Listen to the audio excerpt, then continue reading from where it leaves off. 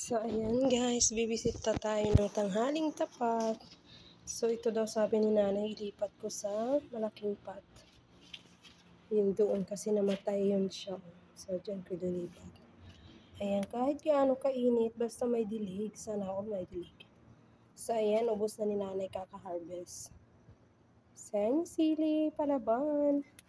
So, ayan, may kulitis kung sa amin patawagin. Hindi ko alam sa Tagalog.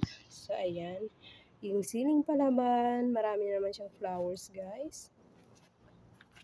At yung ating kangkong na never found. Nawala ng pag-asa sa buhay, char. So, ayan guys, kahit wala ng dahon, pero andyan pa rin yung bulaklak. So, ayan, yung sili. Also, this one is sili. Ayan yung kangkong. Kinalbo ko na, tinanggal, binaliktad ko na, pero hindi ko tinanggal. Pero again, nabuhay ulit. So, ito yung mens ni nanay na nawawala na ng pag-asa. Kaso, sabi ko, takpan ko siya. So, ayan siya guys. Yun pala, hindi niya lang kinakaya yung init. So, yan lang. Share lang.